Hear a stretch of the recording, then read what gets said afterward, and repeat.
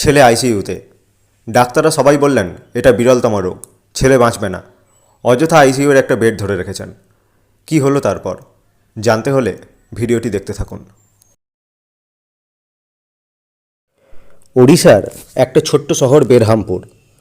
পরম দয়াল শ্রী ঠাকুরের শ্রীমন্দির নির্মাণ কার্য চলছিল। যুবক দেবাশিস প্রধান প্রায়ই সৎসঙ্গ বিহারের নির্মাণস্থলে হাজির হতো দেখভালের জন্য। কাজকর্ম কেমন গতিতে চলছে সেদিকে তার তীক্ষ্ণ নজর। একদিন দেবাশিস নির্মাণস্থলে হাজির। সৎসঙ্গ বিহারের ভারপ্রাপ্ত কর্মী বিজয়চন্দ্র পণ্ডাদা সেখানে হাজির হলেন। সদ্য নির্মাণ হয়েছে এমন কয়েকটি স্তম্ভ। শুকনো আবহাওয়ার কারণে স্তম্ভগুলোতে জল দেওয়ার প্রয়োজন।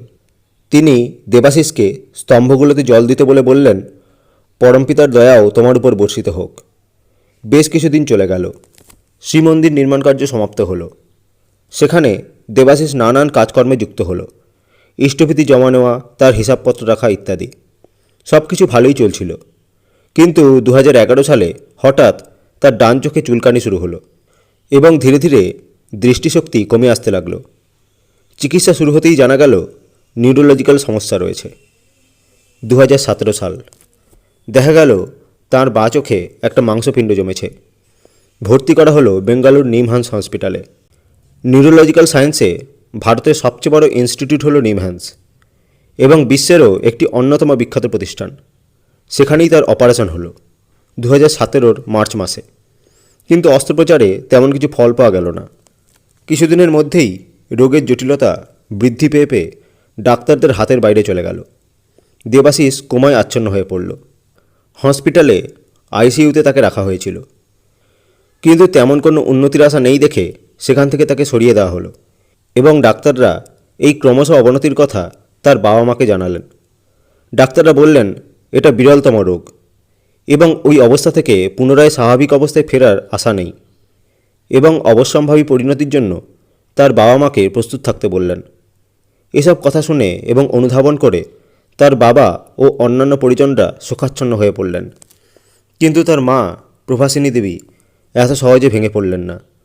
তিনি ডাক্তারদের বললেন, দেবাশিস, তার বাবা ও আমি এই 3 জন হসপিটালে এসেছিলাম আর আমরা 3 জনই একসাথে হসপিটাল থেকে ফিরে যাব। ডাক্তাররা মায়ের জেদ দেখে বাধ্য হলেন আবার তাকে আইসিইউতে ভর্তি করতে। যদিও তাদের মনে হলো এই যুদ্ধ তো পরাজয়ের পরিণতি লাভ করেছে, সেখান থেকে আবার যুদ্ধ, এ কেমন কথা। দিন থেকে সপ্তাহ, সপ্তাহ থেকে মাস চলে গেল। চিকিৎসাও একই রকম চলতে লাগলো। কিন্তু দেবাশিসের কোমাচ্ছন্ন অবস্থা থেকে ফেরার কোনো চিহ্ন নেই। চিকিৎসকরা আর এভাবে চালিয়ে যেতে চাইলেন না। তার বাবাও সন্তানের অবশ্যম্ভাবী পরিণতিকে স্বীকার করে নিতে চলেছেন। মা প্রভাসিনী দেবীর চোখে কিন্তু জল নেই। তিনি জানেন পরমদয়াল আছেন। তার কাতর প্রার্থনা তিনি শুনবেনই শুনবেন এবং এই বিপদেও তাকে রক্ষা করবেন। ছেলে আইসিইউতে। সমস্ত হসপিটালেই আইসিইউতে নির্দিষ্ট এবং সীমিত সময়ের জন্যই রোগীর পরিজনদের রোগীকে দেখতে দেওয়া হয়।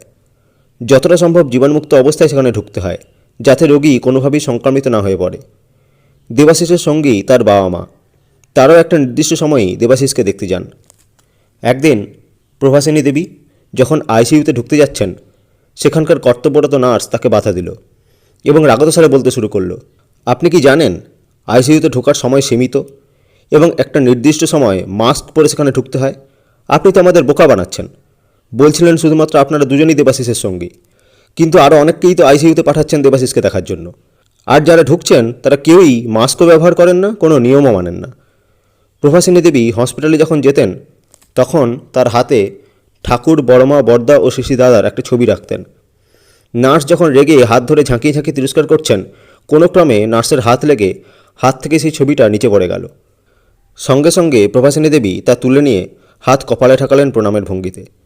উত্তেজিত নার্স সেটা লক্ষ্য করে বললেন এবং সেই ছবিগুলোর দিকে তাকিয়ে বলে উঠলেন, এই তো সাদা পোশাক পরা, এরাই তো আপনার ছেলেকে দেখতে আসেন, এদেরই তো ছবি এগুলো। রেগে মেগে বলতে থাকলেন, আমাদের কোনো নিয়ম না মেনেই চলে আসে, কোথা থেকে আসে তাও জানি না। একটা দরজা বন্ধ করে দিই তো অন্য দরজা দিয়ে ঢুকে পড়েন। আপনার ছেলের মাথায় হাত বুলিয়ে দেয়, হঠাৎ করে আবার চলেও যায়। এদের না তো কোনো সময় আছে, মাস্ক নেই, কোনো বিধিনিষেধ নেই। আর আপনি বলছেন আপনারা বাবা মাই শুধু দেবাশিসের সঙ্গে আছেন। কে ওরা যাদেরকে দেবাশিসের কাছে পাঠান? রাগ, ক্ষোভ ও চিৎকারের মধ্যে একটা গম্ভীর নিস্তব্ধতা ঘিরে ধরল প্রভাসিনী দেবীকে। নার্সের বকাবকি আর কোনো প্রভাবই ফেলছে না। প্রিয়পরম নিজে আসেন তার ছেলের কাছে। নার্সকে কেমন করে বোঝাবেন তিনি? তারা কি তা বুঝবে? তিনি শুধু বললেন, ইনারা আমার বাবা মা আর বড় দাদা। বিস্মিত নার্সদের কাছ থেকে প্রশ্নমান ভেসে উঠল, তাহলে এদের ছবি রেখেছেন কেন? কোথায় থাকেন তারা? ডাকুন তাদের।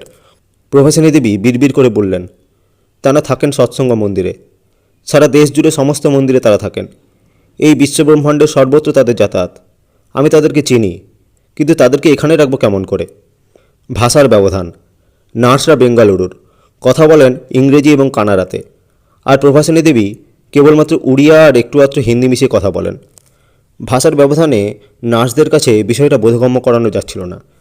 তারা রাগের মাথায় বিভিন্ন কথা বলে যাচ্ছিলেন। ইতিমধ্যে এইসব ঝামেলা দেখে সেখানে হসপিটালের আরও কিছু কর্মী, নার্স ও ডাক্তার এসে হাজির হয়েছেন।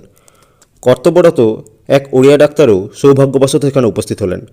প্রভাসিনী দেবীর সব কথা শুনে তিনি সবাইকে উদ্দেশ্য করে বললেন, ইনি বলছেন যার ছবি তিনি শ্রী শ্রী ঠাকুর, ইনার গুরুদেব। তিনি নিজেই এসেছিলেন এবং আপনাদের পরম সৌভাগ্য যে তাকে দর্শন করার সুযোগ পেয়েছেন। ডাক্তার ও নার্সরা এই কথা শুনে বিস্ময়ে হতবাক। একটা অদ্ভুত নিস্তব্ধতা গ্রাস করল সব কিছুকে। হঠাৎ সব কিছু পাল্টে গেল। দীর্ঘ 50 দিন কুমাচ্ছন্ন অবস্থায় থেকে দেবাশিস 51তম দিনে জ্ঞান ফিরে পেল, সমস্ত ডাক্তারি যুক্তিকে ব্যর্থ প্রমাণ করে। জ্ঞান ফিরে পেয়েই দেবাশিসের প্রথম প্রশ্ন, তোমরা দেওঘর থেকে আমাকে নিয়ে এলে কেন? সে কিছুই মনে করতে পারল না। এই হসপিটাল, ডাক্তার, নার্স আর অসুস্থতা কিচ্ছু না, কেবলমাত্র তার মাকে ছাড়া। ধীরে ধীরে সে বলতে শুরু করলো, গত 50 দিন ধরে আমি তো দেওঘরে ছিলাম। পরম পূজ্যপদ আচার্যদেব শ্রী দাদা আমাকে কিছু কাজ দিয়েছিলেন, আশ্রমে ঝাঁট দেওয়া, জায়গা পরিষ্কার করা, অতিথিশালা পরিষ্কার করা ইত্যাদি। আমি খুব আনন্দিত ছিলাম, তার নির্দেশ মতো কাজ করে যাচ্ছিলাম। খাওয়া দাওয়াও বেশ ভালোই হচ্ছিল। কয়েকদিন আগে একদিন প্রায় 20 জন মতো গুরুভাই এলো এবং বলল, আচার্যদেব শ্রী দাদার নির্দেশ হয়েছে তোমাকে বাড়ি ফিরে যেতে হবে। আমি বললাম, কেন? আমি কি কিছু ভুল করেছি? তারা বলল, না না, তুমি কিছু ভুল করনি, এখানে তোমার কাজ শেষ হয়েছে। আচার্যদেবের নির্দেশ, তোমার মা তোমার জন্য অপেক্ষা করছেন, তাই তোমাকে বাড়ি ফিরে যেতে হবে। তাঁর নির্দেশ মতো আমি দেওঘর থেকে ফিরে এলাম আর দেখলাম আমি এখানে এই হসপিটালে শুয়ে আছি, ব্যান্ডেজ বাঁধা আর কাটাছেঁড়া অবস্থায়। এরপর দেবাশিস স্বাভাবিক জীবনে ফিরে এসে তার বেঁচে থাকার বাকি সব বাধাকে ধীরে ধীরে জয় করে ফেলেছিল। জীবনের স্বাভাবিক গতির সঙ্গে সঙ্গে এলএলবি ডিগ্রিও লাভ করল। দেবাশিসের আজও মনে পড়ে বিজয়চন্দ্র পণ্ডাতের কথা। তিনি তাকে নির্মীয়মান মন্দিরের স্তম্ভে জল দিতে বলেছিলেন। মন্দিরের স্তম্ভে দেওয়া সেই জল শ্রী শ্রী ঠাকুর তার জীবনে অমৃত বর্ষণ করে ফিরিয়ে দিলেন। সূত্র আলোচনা মে 2019।